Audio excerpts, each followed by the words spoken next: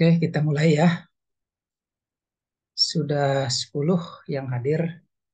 Sambil menunggu teman-teman yang lainnya, kita mulai. Bismillahirrahmanirrahim. Assalamualaikum warahmatullahi wabarakatuh. Selamat malam, salam sehat semua. Waalaikumsalam warahmatullahi wabarakatuh. Malam, Pak. Waalaikumsalam warahmatullahi wabarakatuh. Malam, Pak. Malam sehat semuanya ya. Alhamdulillah.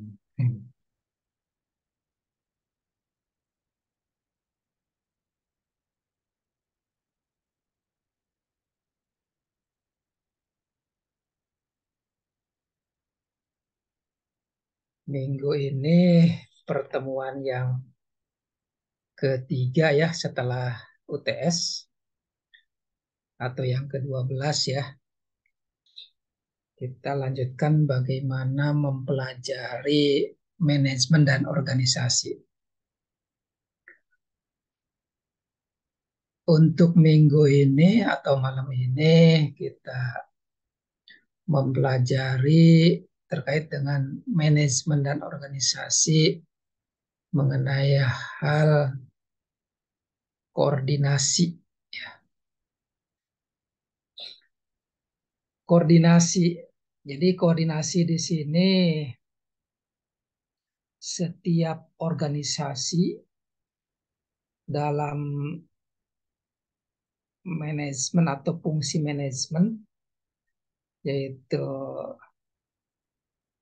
perencanaan organisasi, menggerakkan, juga termasuk di dalamnya mengendalikan dan mengkoordinasikan. Kenapa koordinasi dianggap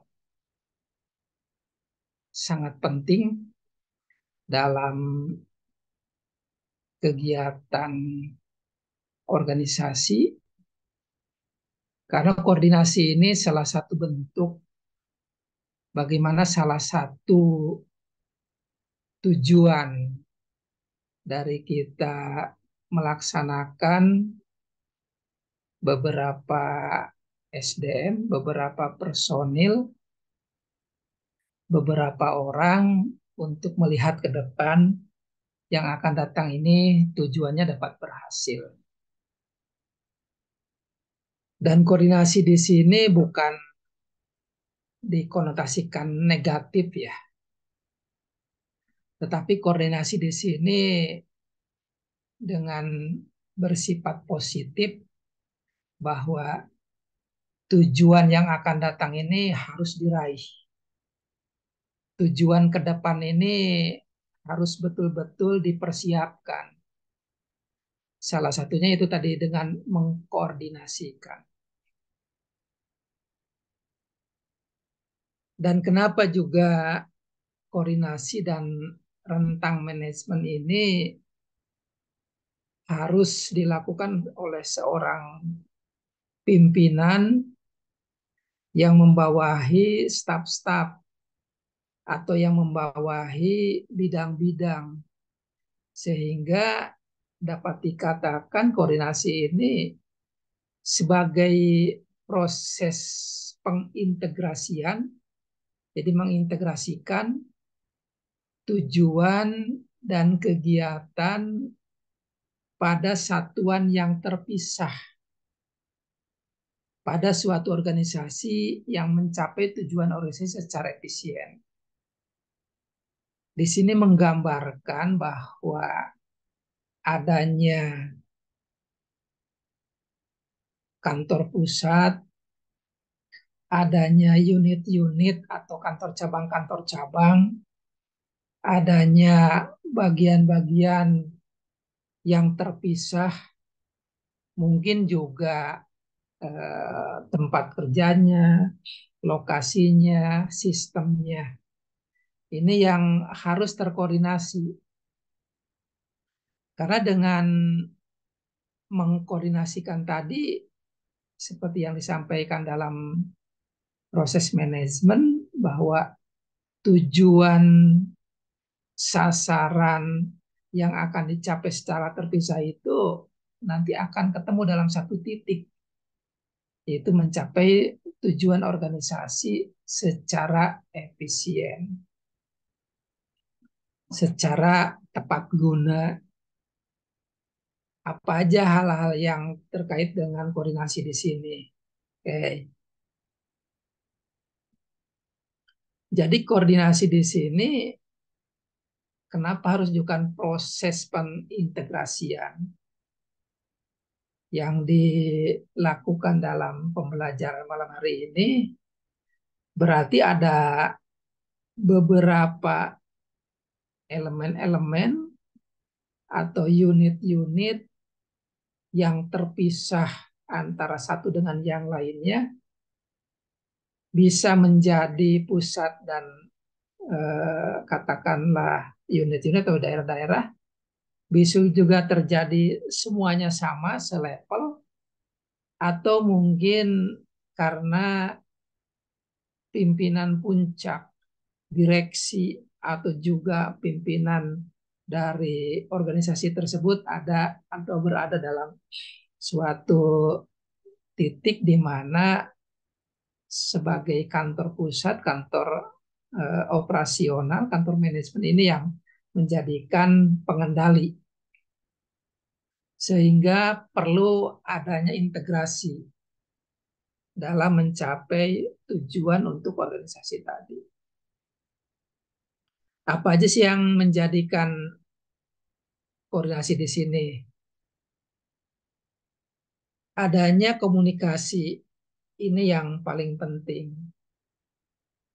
Tapi kalau adik-adik melihat di zaman sekarang, zaman eh, teknologi, zaman digital,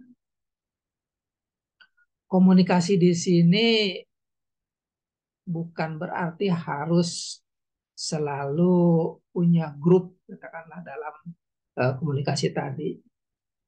Tetapi lebih bagaimana komunikasi ini yang dikatakan sebagai kunci dalam pelaksanaan koordinasi yang efektif itu lebih kepada memudahkan apa yang menjadi informasi, apa yang menjadi sifatnya pemberitahuan, sehingga selain yang sifatnya tatap muka, pertemuan, sekarang ini dengan zaman teknologi seperti Bapak sampaikan, cukup dengan aplikasi.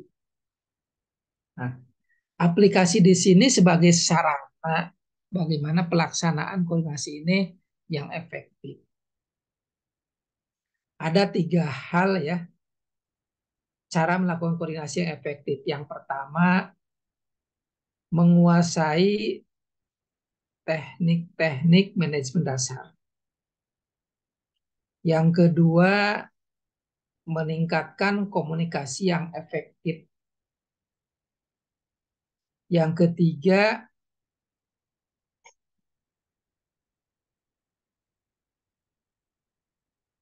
mengurangi kebutuhan koordinasi dengan melakukan pekerjaan yang secara efektif dan efisien.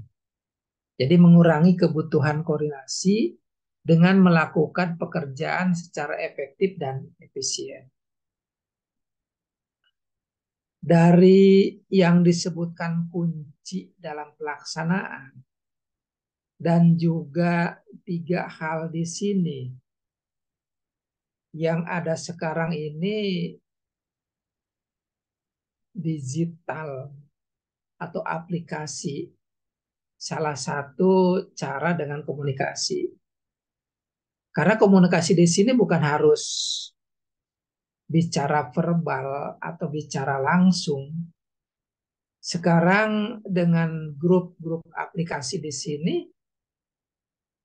cukup menguntungkan, memudahkan untuk melakukan adanya koordinasi dan rentang manajemen di sini.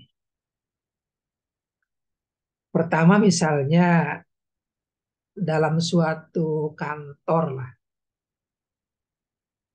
Suatu kantor ini dalam satu kawasan Mungkin misalnya ada 4 atau 5 gedung lah. 5 gedung ini juga ada sebuah kawasan yang bisa jadi satu gedung atau satu tower itu bisa 5, 10, 15 lantai misalnya. Nah, tidak mungkin dalam melakukan koordinasi setiap saat untuk ketemu karena beban kerja, beban pelayanan, dan juga administrasi yang lainnya yang harus dilakukan. Walaupun dalam satu kawasan katakanlah 4 atau 5 tower, 5 gedung tadi, gedung yang bertingkat tadi, tentunya ini tidak efektif kalau selalu dengan koordinasi. Dalam arti ketemu. Jangankan untuk tingkat pimpinan, tingkat staf, tingkat bawahan aja, koordinasi dalam hal yang kecil, misalnya mengantar surat di gedung tersebut, memerlukan waktu. Dan juga selain memerlukan waktu, tidak menjadi efisien karena bisa saja terlambat untuk nyampe kepada yang diinginkan, katakanlah pimpinannya, atau juga bisa jadi tersendat di security misalnya. Jadi tidak langsung terbaca oleh pimpinannya. Jadi koordinasi di sini yang efektif dengan mengadakan, mempersiapkan, dalam hal ini membelanjakan, mengadakan digital aplikasi. Karena katakanlah contoh tadi surat. Satu kali klik dalam detik menit yang sama akan tersebar kepada unit-unit atau sistem-sistem yang ada dalam lingkungan kawasan perkantoran tadi. Itu yang menjadikan koordinasi akan menjadi mudah. Sehingga apa yang dilakukan dalam pelaksanaannya akan menjadi efektif.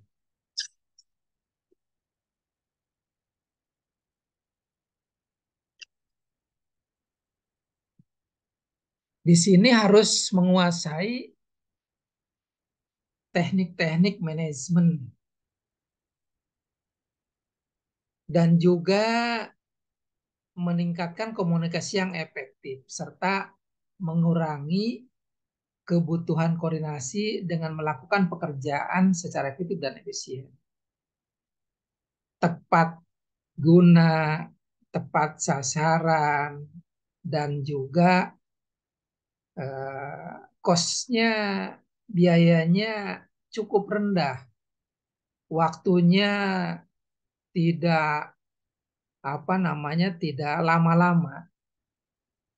Dengan cara digital tadi, aplikasi tadi, semuanya akan tersampaikan.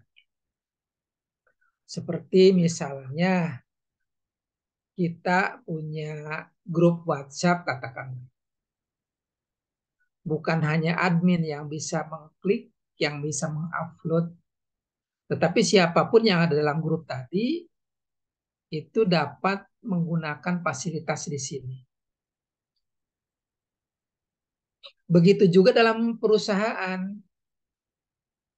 Misalnya dalam perusahaan ada yang namanya grup terkait dengan peningkatan pelayanan misalnya. Dalam aplikasi peningkatan pelayanan di sini, khususnya dari tim manajemen atau mungkin top manajemennya, apabila melakukan penyampaian informasi, tidak harus ditik di komputer dulu, dilakukan para koordinasi, dilakukan perbaikan koordinasinya, dilakukan juga para yang lainnya yang untuk semua pimpinan mengetahui. Tapi kalau dengan aplikasi cukup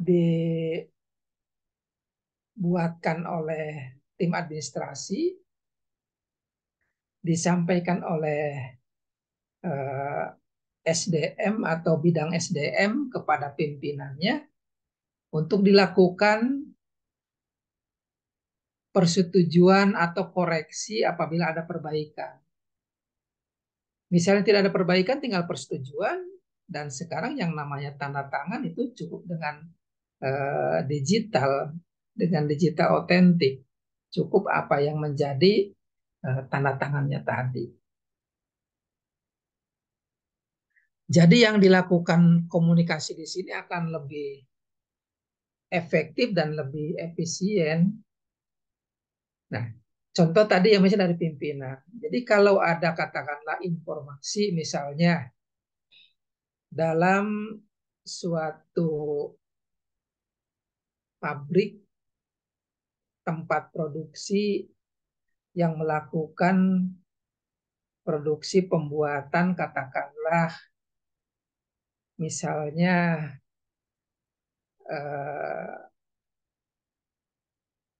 tisu lah gitu ya, pabrik tisu misalnya. Pabrik tisu ini ada top manajernya sebagai direktur utama yang membawahi direktur-direktur, mungkin direktur SDM ada 20 orang, direktur keuangan katakanlah 10 orang, direktur transportasi ada 20 orang, direktur produksi mungkin ada banyak, pegawainya bisa mencapai 200 orang katakanlah. Jadi totalnya pegawai di sini ada 300 misalnya. Dari tim produksi atau di bidang produksi tadi ada 200 orang dibagi-bagi menjadi ada beberapa tim lagi. Misalnya tim bahan produksi, yang tim pelaksanaan di apa namanya di mesinnya, ada juga tim dari finalisasi atau dengan tim yang menyiapkan penyelesaian produksi-produksi, serta ada tim katakanlah finishingnya misalnya. Nah, dari salah satu divisi yang produksi tadi, tentunya ini sangat banyak. Tidak mungkin informasi dalam tim produksi 200 orang harus melakukan ada keperluan kumpul rapat. Padahal ini dibagi grup-grup lagi. Misalnya ada 5 grup dengan 200 orang tadi. Nah, dalam grup yang katakanlah di proses produksi, bahkan di sini pabriknya atau juga perusahaannya membagi lagi dalam 3 shift atau 3 dari waktu yang berbeda untuk melakukan jam kerjanya. Ini kan waktu yang berbeda di sini harus dilakukan dengan efektif dan efisien. Nah, tentunya mengkoordinasikan dengan rentang manajemen yang berbeda ini akan menjadikan kebutuhan-kebutuhan informasi, kebutuhan-kebutuhan yang setiap tim yang berbeda harus melakukan atau dilakukan proses pengintegrasian. Karena kenapa? Semuanya sama, bahwa yang telah dilakukan dalam perencanaan awal, planning awal, tujuannya sudah terdokumentasikan. Tujuan dari organisasi sebagai perusahaan tadi sudah dilakukan. Apa yang akan menjadi goal-nya, ending-nya. Nah, tadi yang Bapak sampaikan bagaimana ini merupakan kunci keberhasilan dari pelaksanaan koordinasi dan juga teknik-tekniknya apa. Ada beberapa hal. Yang pertama tentunya untuk organisasi besar, apa yang menjadi eh, komunikasi yang diperlukan. Apakah tingkat level-level eh, pimpinannya, pindipnya, pinbagnya, itu yang harus dilakukan dengan melakukan kunci-kunci pelaksanaannya. Yang kedua tentunya di teknik-teknik manajemen. Ada beberapa sifat pekerjaan, tadi yang mau sampaikan dari mulai persiapan bahan, pelaksanaan pengoperasian mesin, bagaimana finishing pekerjaan, bagaimana nanti pemasaran. Ini teknik-teknik manajemen dasarnya harus disampaikan. Sekali lagi, koordinasi ini sangat diperlukan. Jadi, koordinasi yang efektif, yang efisien itu ya harus dilakukan. Karena nanti dalam pelaksanaannya mungkin terkendala dari eh, teknik digitalnya, teknik eh, marketingnya, dari teknik ternyata SDM-nya, ini akan terlihat yang menjadi ganjalan, yang menjadi hambatannya akan terlihat. Sehingga titik yang menjadi hambatan tadi akan terlokalisasi, akan menjadikan eh, yang harus menjadikan ditangani lebih serius karena dengan menjadikan teknik-teknik manajemen dasar di sini ini yang sifatnya spesifik, yang sifatnya harus dengan segera apa yang akan dilakukan oleh tim dari manajemen di sini. Gitu adik-adik. Jadi yang menguasai dari pimpinan-pimpinan ini yang harus dengan sigap, yang harus dengan cermat, yang harus dengan tepat sasaran, apa yang menjadi informasi ini tidak lambat nyampe kepada tim yang di bawahnya. Jadi komunikasi tadi yang Bapak sampaikan sebagai kunci dari pelaksanaan untuk mencapai tujuan tadi. Gitu. Sebelum dilanjut, mungkin ada yang mau disampaikan, ada yang mau ditanyakan terkait dengan koordinasi atau dengan rentang manajemen di sini. Silakan, ada di semua. Kalau ada yang mau disampaikan, silakan.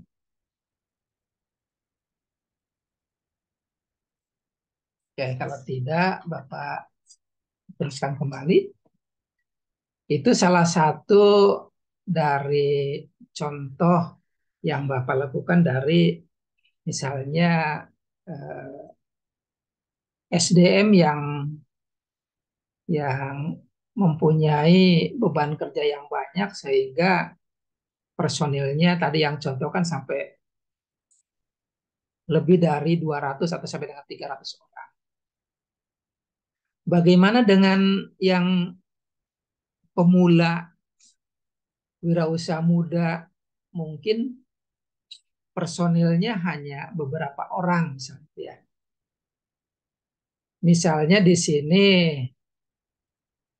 adik-adik sebagai mahasiswa yang menggeluti teknologi dan informasi, teknologi informatika tentunya bagaimana menjadikan kemudahan dari yang sifatnya teori dengan pelaksanaan yang praktis misalnya.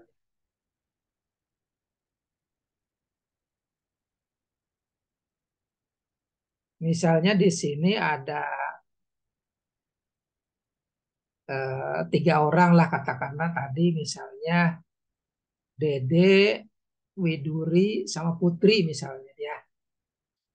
Dede, Widuri, sama Putri ini mempunyai kesamaan dalam pandangan untuk membentuk suatu perusahaan misalnya. Putri, Widuri, dan Dede tadi misalnya mempunyai kesamaan pandangan dalam menjalankan proses wirausaha. Karena wirausaha ini salah satu juga kegiatan oleh entrepreneur yang melihat peluang, yang melihat bahwa itu di depan mata adalah akses yang gampang, akses yang mudah untuk menjadikan salah satu tempat bisnisnya katakanlah. Misalnya Putri, Widuri, sama Dede tadi akan membentuk yang ada zaman sekarang di anak-anak muda misalnya mendirikan kedai kopi lah. Dari 3 personel sini, Putri, Widuri, dan Dede sepakat karena kesamaannya mungkin sering banyak kegiatan di kafe-kafe dalam arti menyelesaikan tugas, baik juga untuk membahas beberapa diskusi kemajuan di perubahan, ingin juga membuatkan semacam kafe katakanlah. Nah, dalam membuat kafe tadi tentunya sepakat dalam planningnya. Modalnya nih harus berapa? Tempatnya di mana? Bagaimana memulainya? Bagaimana personilnya? Apa yang menjadi legalnya? Dan begitu juga yang lainnya yang mencari titik di mana menjadi kesepakatannya.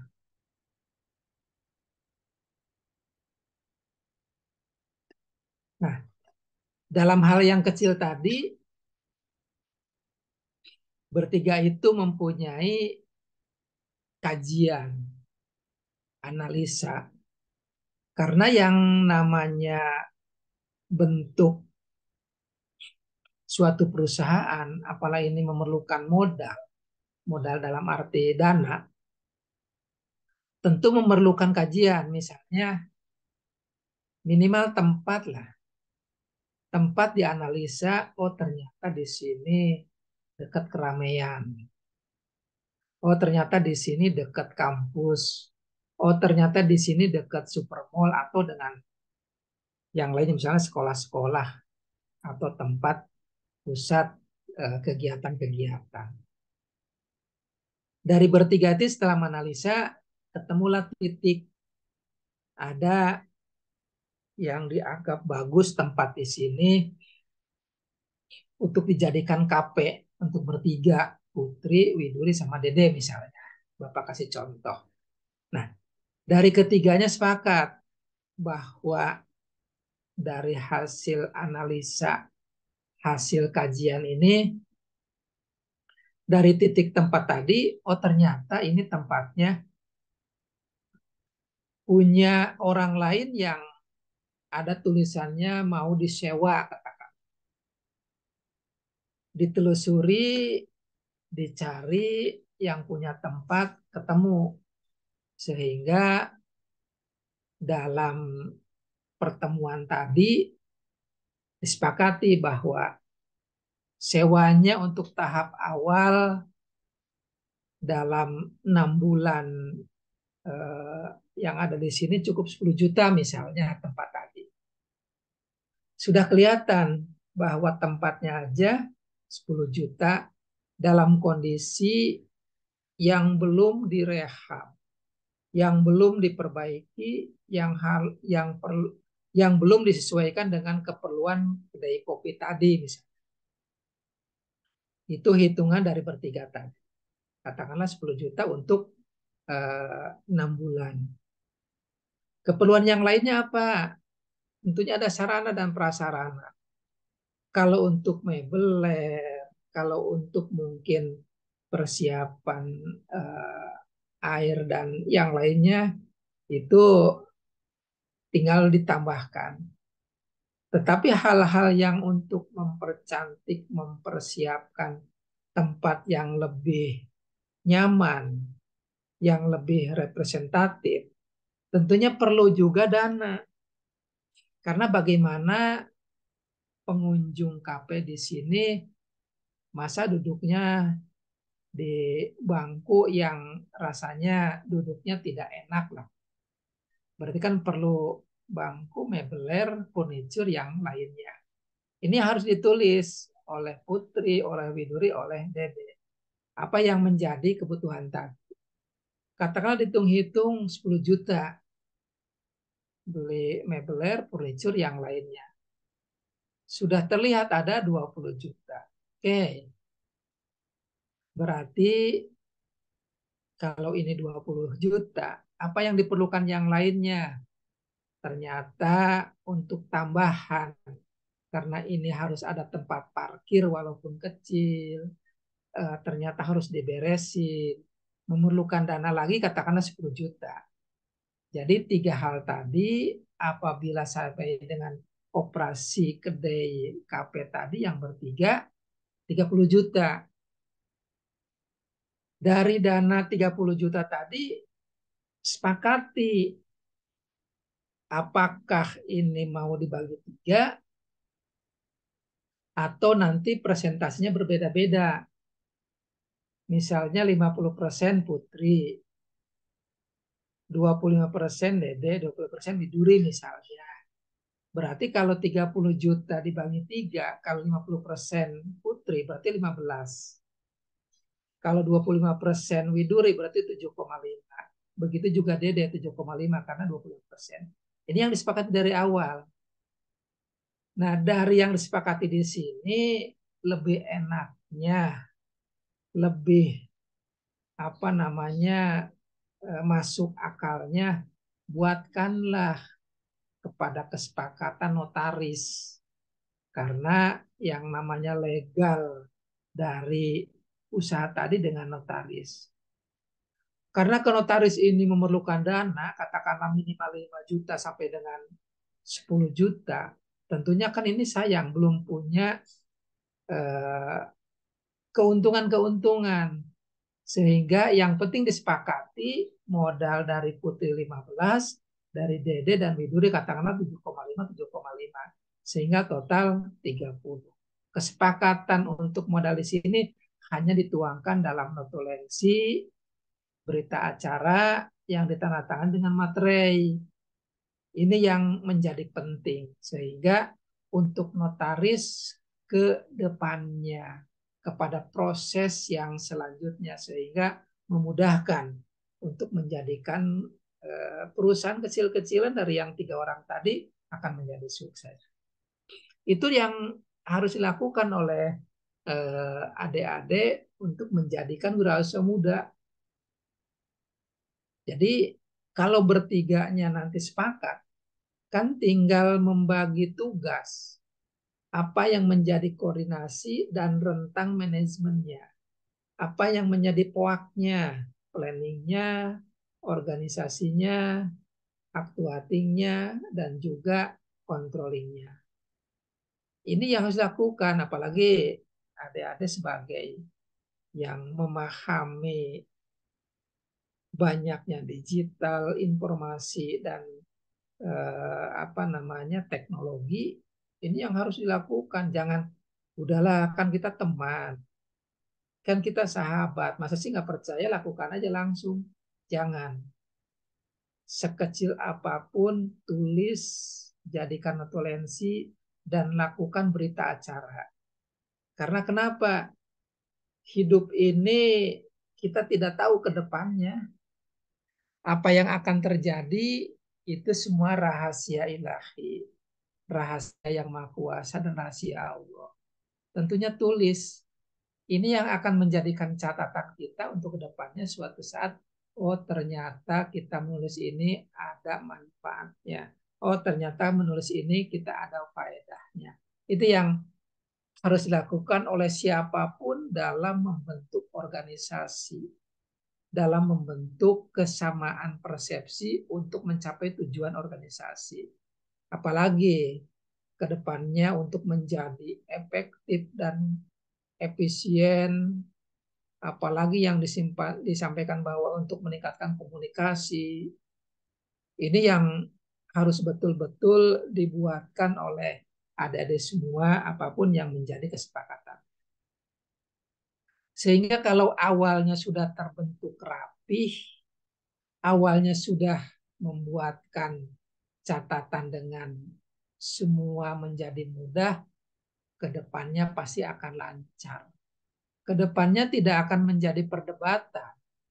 Karena walaupun teman, walaupun sahabat, dan bahkan mungkin saudara, yang namanya uang, yang mana progres, ya harus dengan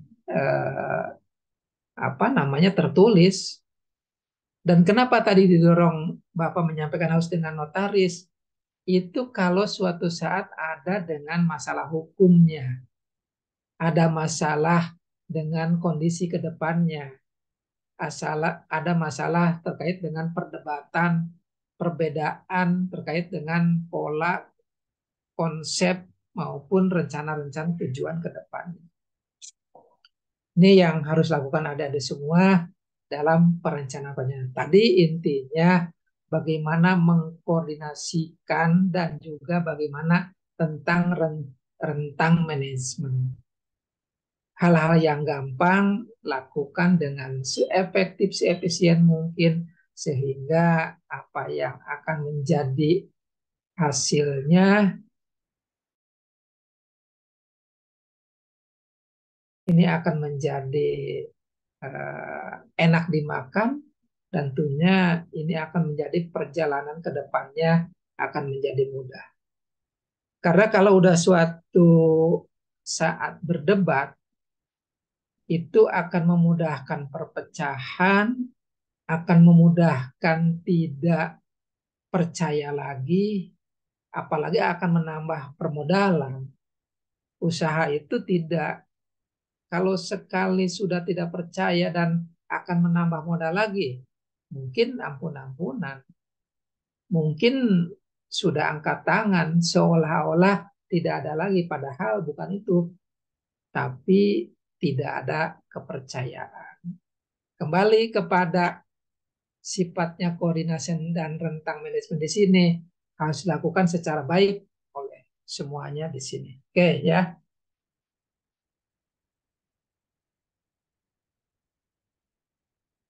Apa sih yang menjadi prinsip rentang manajemen?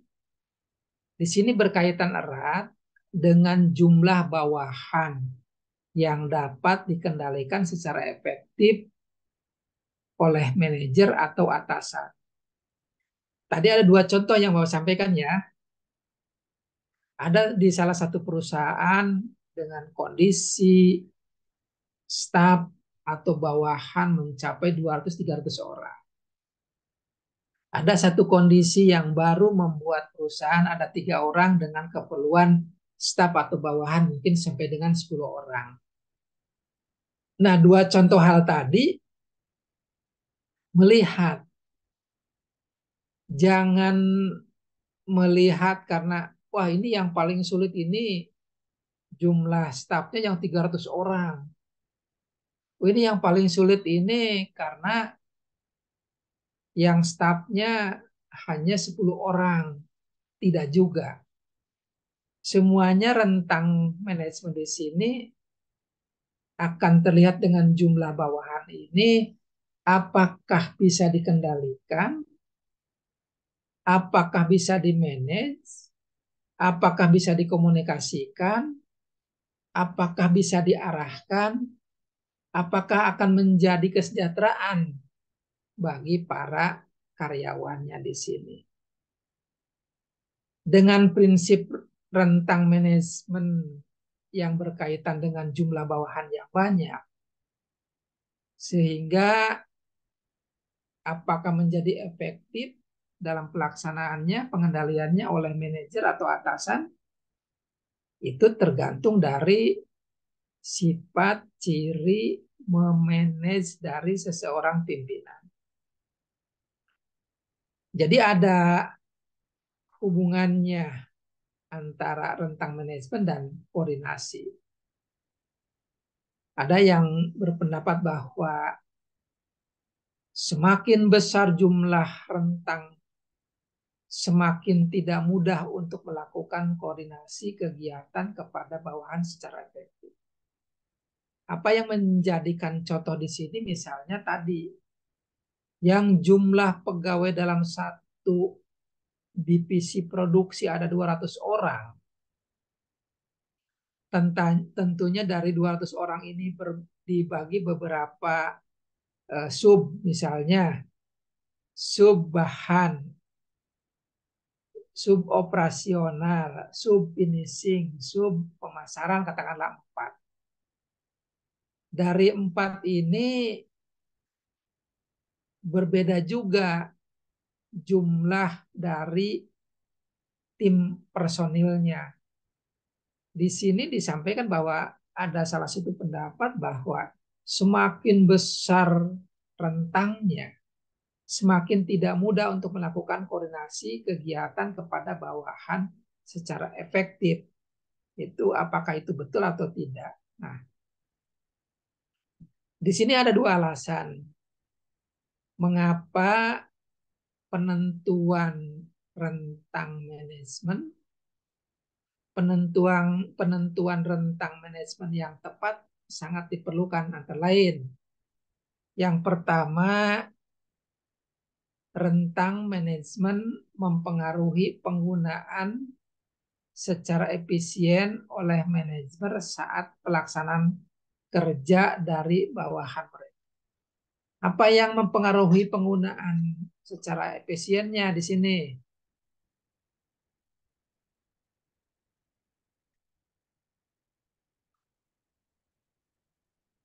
Itu yang pertama. Yang kedua, ada hubungan antara rentang manajemen dengan struktur organisasi dan hubungan seluruh organisasi antara anggota, ya. Struktur itu di minggu kemarin sudah disampaikan apa yang menjadi struktur koordinasi, struktur komando, dan juga bagaimana menjadi staffing di sini. Kembali sebelum dilanjut, kalau ada yang perlu disampaikan, kalau ada yang perlu ditanyakan, boleh diskusikan, silahkan. Jadi nanti kita ada komunikasi terkait apa yang disampaikan oleh Bapak di sini. Silahkan kalau ada yang perlu disampaikan.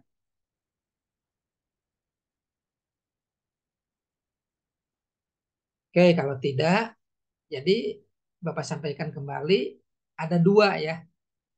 2 alasan mengapa penentuan rentang manajemen yang tepat sangat diperlukan.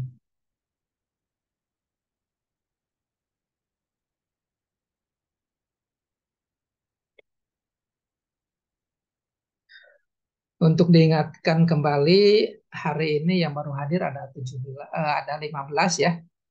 Karena 15 berarti ini ada 5 yang tidak hadir. Dan Bapak mengingatkan kembali bagi adik-adik yang belum mengumpulkan tugas, silahkan kumpulkan tugasnya di email ataupun dikirim PDF-nya ke WhatsApp Bapak dengan tema-tema yang sudah pernah dilakukan. Karena ini cukup tinggi nilainya, 30%. Jadi nanti dari absensi, dari UTS, dari UAS, dan juga dari tugas ya adik-adik semua.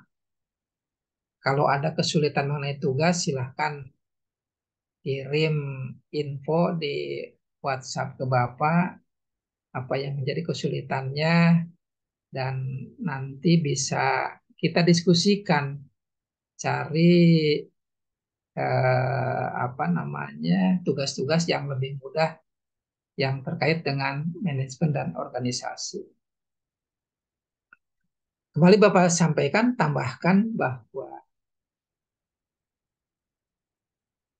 dua alasan tadi terkait dengan rentang manajemen yang mempengaruhinya adalah penggunaan secara efisien oleh manajer dan juga hubungan antara rentang manajemen dengan struktur organisasi.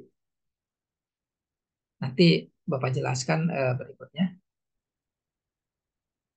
Ada pendapat dari seorang peneliti, Grace Sunas, bahwa dalam memilih suatu rentang manajemen, seorang manajer itu harus mempertimbangkan tidak hanya hubungan satu dengan satu anggota organisasi secara langsung dengan bawahan yang diawasi, tetapi juga hubungan mereka dengan bawahan dalam kelompok dua atau lebih personilnya. Tadi yang Bapak sampaikan bahwa yang namanya rentang manajemen di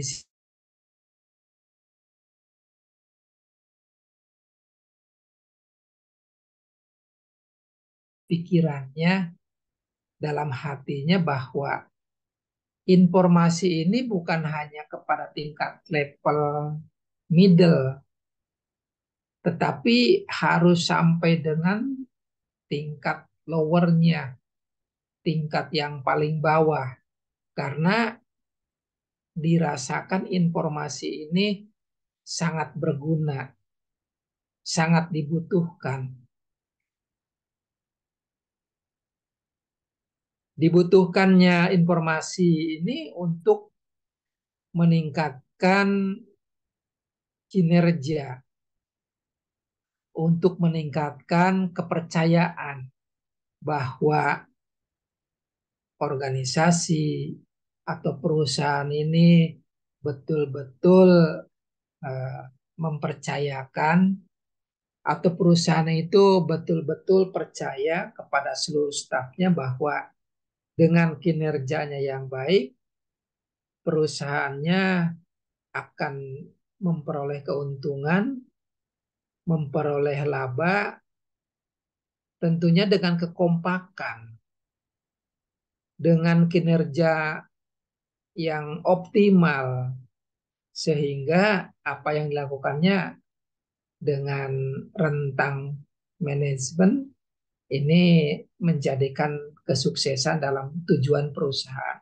Itu yang ingin disampaikan oleh Grace Sunas di sini, bahwa pengembangan itu bukan hubungannya satu persatu, tapi dihitung berapa yang menjadi timnya, sehingga berapa sih personel yang dibutuhkan misalnya, berapa sih yang paling urgent dalam bidang urusannya, ini yang akan menjadikan bahwa kegiatan-kegiatan tujuan organisasi di sini akan jalan dengan baik, akan berjalan sesuai dengan relnya tujuan organisasi di sini, sehingga akan memudahkan untuk menjadikan eh, penilaian usaha-usaha yang menjadi unggulan dalam eh, perusahaan tadi.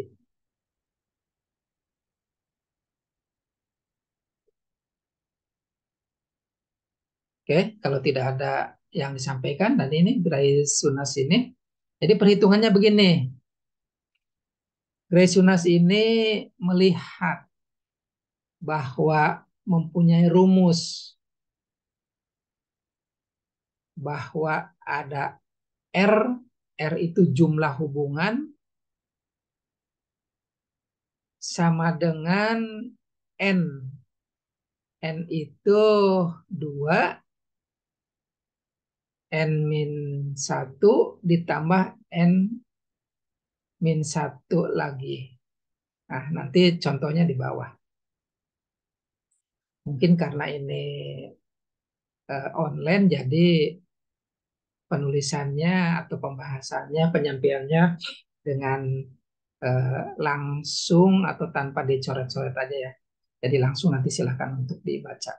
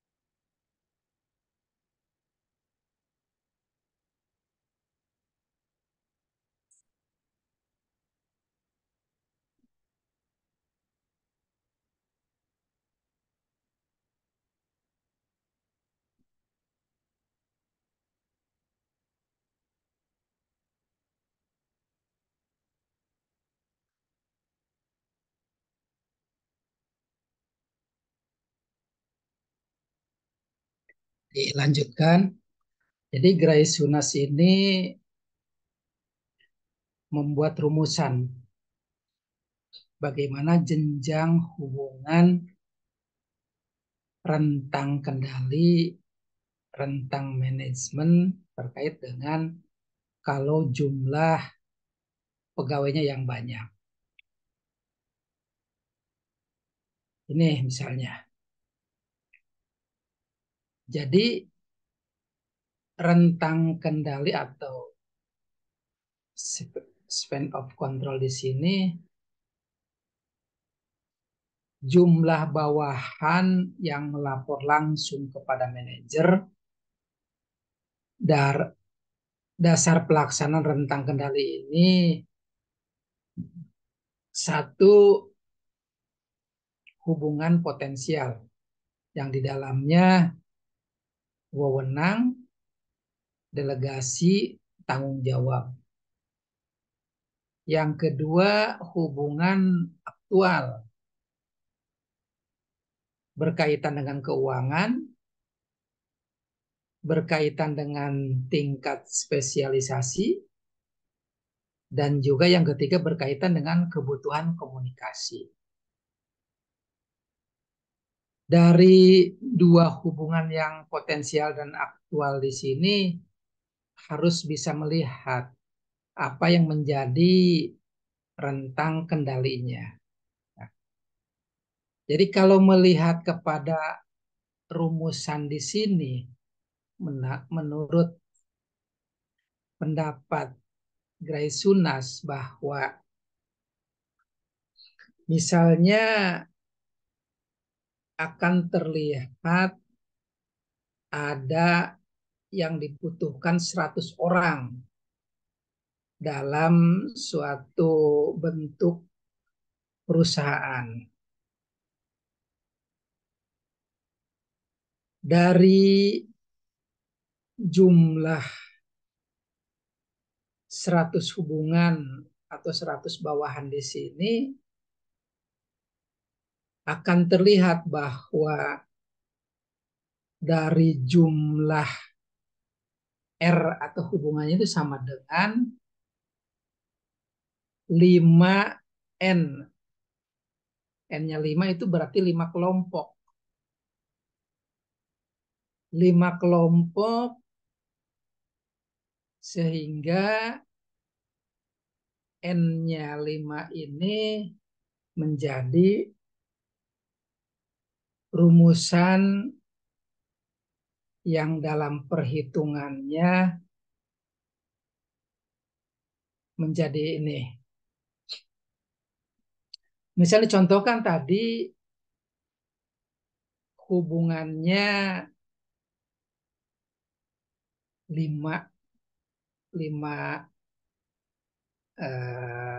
kelompok. Kalau 5 itu misalnya N-nya 5 berarti 5 kuadrat. Akan menjadikan kelompoknya 5. Sehingga 5 atau 2N atau 2 kali 5 kuadrat di sini dibagi 2 ditambah 5 dikurangi 1. Itu 4. Sehingga akan terlihat bahwa R-nya atau berhubungannya sama dengan 5. Kenapa di sini 2N berarti 2 kali 5. 2, berikutnya yang keduanya 4, yang ketiganya menjadi 8, yang keempatnya menjadi 16, dikali 2 lagi menjadi 32. Jadi 2N di sini akan menjadi 32 karena ada 5 kali atau 2 kuadrat 5 kali berarti 2 menjadi 4, yang kedua, yang ketiga menjadi 8, yang keempat menjadi 16, kalau yang kelima berarti 32. Kalau 32 rumusan dari Graysunas di sini dibagi 2, berarti kan 16. 16 ditambah N minus 1, berarti N-nya 5 dikurangi 1 menjadi 4. 13 dibagi 2, 32 dibagi 2, 16. 16 ditambah 4 menjadi 20. Jadi dalam satu kelompok itu ada 20. Semuanya ada 5 divisi, kali 5 jadi ada personil itu 100. Ini yang menurut Graysunas bahwa hubungan antara personil rentang kendalinya berarti harus ada 100 dalam 5 kelompok ini. Kalau dikatakan rata-rata satu kelompok ini ada 20. Oke, Bapak ulangi lagi. Jadi gini, ulangi lagi. Ini dalam rumusan bagaimana menurut Grace Sunas bahwa dalam memilih suatu rentang manajemen, seorang manajer ini harus mempertimbangkan. Jadi tidak hanya hubungan satu dengan satu anggota organisasi secara langsung. Artinya tadi ada 5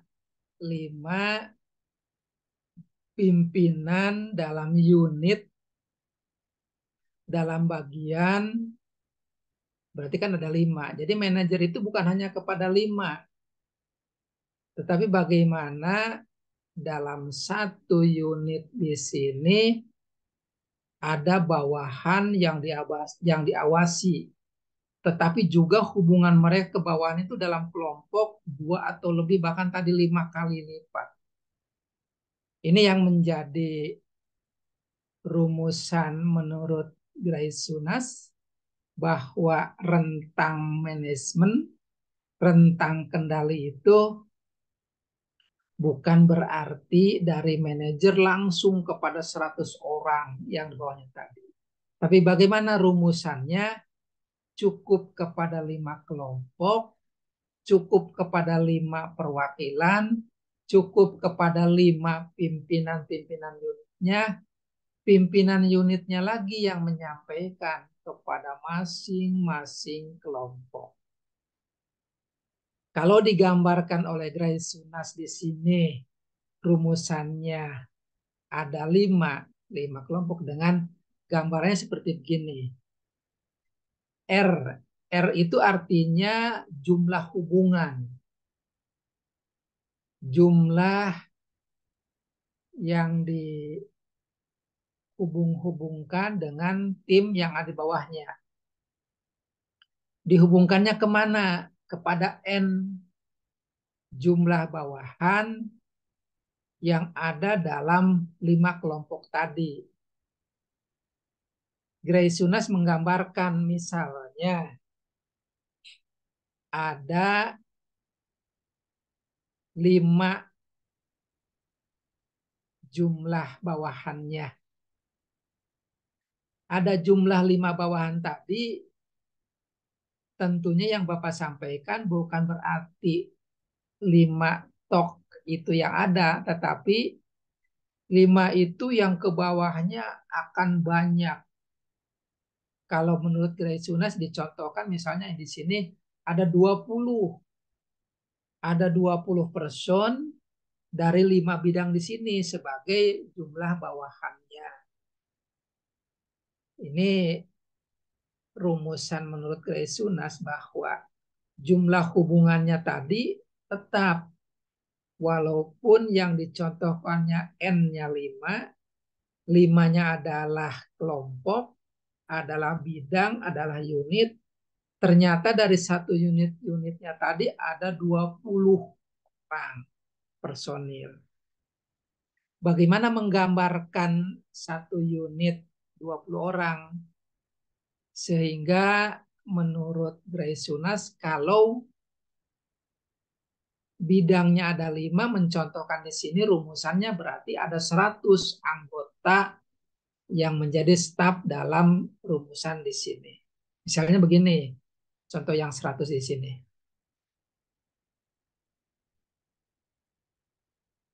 Jumlah hubungan atau R di sini.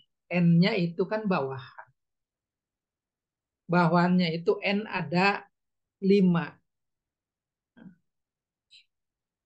Kalau di sini N-nya 5, menurut Grace Sunas dalam rumusannya, 2 dengan kuadrat 5 itu berarti 5 kali. Pertama 2, yang kedua 4, yang ketiga 4 kali 2 8, 8 kali 2 16, 16 kali 2 32. Ini yang menjadi rumusan menurut Gray-Sunas 2N ini karena N-nya dihitung dengan 5 berarti 2 kali 2 kali 2 kali 2 kali 2 sama 5 kali berarti 32. Nah, kenapa dibagi 2 menjadi 16? Karena menurut Gray-Sunas di sini tetap bahwa ini patokannya tetap N. Dan juga N di sini kan 5. 5 di sini kalau dikurangi 1 berarti menjadi 4. Ini hitungannya. Jadi kalau R-nya hubungan sama dengan N-nya 5, berarti kenapa menjadi 32? Sehingga 2 kali 2 menjadi 4, 4 kali 2 menjadi 8, 8 kali 2 menjadi 16, yang keempat itu, dan yang kelima 16 kali 2 menjadi 32. Kenapa yang dalam kurung menjadi 4? Karena N-nya min 1, sehingga 5 dikurangi 1 menjadi 4. Ini rumusannya. Sehingga 16 ditambah 4 sama dengan 20. 20 dikali N atau dikali 5 sama dengan 100. Ini yang menjadikan jumlah personil yang ada dalam 5 bidang tadi menjadi 100. Begitu juga kalau rumusannya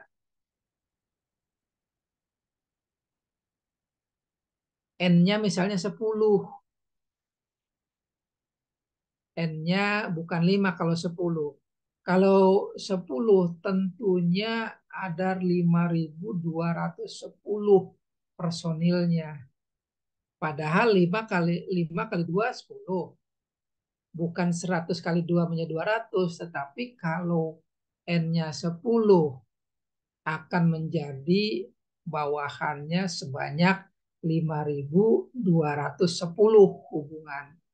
Bagaimana hitungannya? Begini. Dalam hubungannya N. N itu berarti 10. Ya. Kalau N-nya 10 berarti 2 kali 10. 2 kali. 2 kali 10 100. Ya. Terus 2 kali 10 20 ya. 2 kali N-nya adalah 10, 2 kali 10 kan 20. Ya. 20 kali 10. Yang ketiga menjadi 200. Dan begitu juga selanjutnya sampai dengan N-nya 10. Sehingga menjadi hitungan Bapak di sini akan menjadi 5.210 hubungan atau staf. Silahkan nanti kalau adik-adik menghitung kenapa menjadi 5.210. Ini kalau N-nya 5 dan bagaimana kalau N-nya 10. Rumusannya menurut Gray-Sunas sama, bahwa R sama dengan N. N-nya tadi dicontohkan 5 dan dicontohkan 10. Kalau 2 kuadrat 5 sekian, kalau 2 kuadrat 10 sekian, dan tetap dibagi 2. Bagaimana menjadikan N-nya tadi 10 dikurangi 1, berarti kan tadi 9 menjadi 9. Kalau yang dicontohkan Bapak di sini, 5 dikurangi 1 adalah menjadi 4. Ini rumusan menurut Grace-Yunas dan melihat bahwa kalau N-nya 1 adalah 1. Kalau N-nya 2 menjadi 6. Kalau N-nya 3 menjadi 18. Kalau N-nya 4 menjadi 44. N-nya 5 menjadi 100. Dan N-nya 6 menjadi 22. Nanti silahkan dibuktikan, dibuatkan catatan oleh adik-adik semua dalam rumusan-rumusan ini. Dan patokannya menurut Grace-Yunas rumusannya ini yang bisa dipakai untuk menghitung bagaimana jumlah rentang koordinasi, jumlah rentang komunikasi, jumlah rentang pengendalian, sehingga rumusan-rumusan oleh oleh Grace-Yunas ya, oleh Grace-Yunas di sini menjadikan hubungan antara R sama dengan N, dan ini akan dibuktikan berapa sih jumlah yang ideal, jumlah yang pas, jumlah yang dapat membantu kepada roda organisasi dari kebutuhan-kebutuhan yang akan dilaksanakan dalam kegiatan.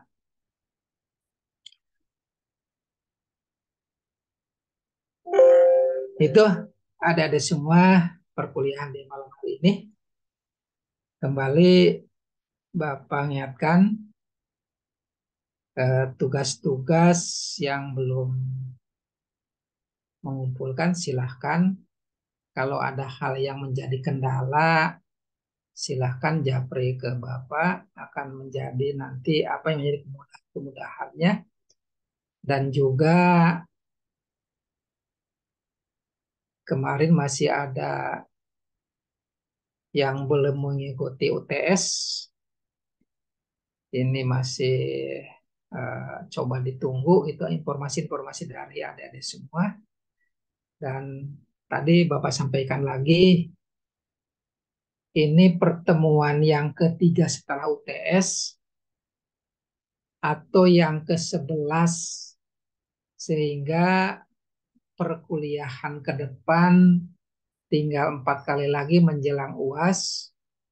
Bapak menginginkan semuanya lancar, semuanya nilai baik, tetapi silahkan kepada adik-adik yang mau nilainya baik tadi. Ikuti dari ketentuan yang ada, dan juga selain kehadiran UTS, UAS, dan tugas. Ini yang menjadi penilaian di akhir nanti yang akan di-upload di link di sini. Itu ada semua. Kalau tidak ada pertanyaan yang perlu disampaikan, mohon maaf apabila ada yang kurang. Bapak akhiri, Assalamualaikum warahmatullahi wabarakatuh. Waalaikumsalam warahmatullahi wabarakatuh. Waalaikumsalam warahmatullahi wabarakatuh. Terima kasih, Pak. Terima kasih, Pak.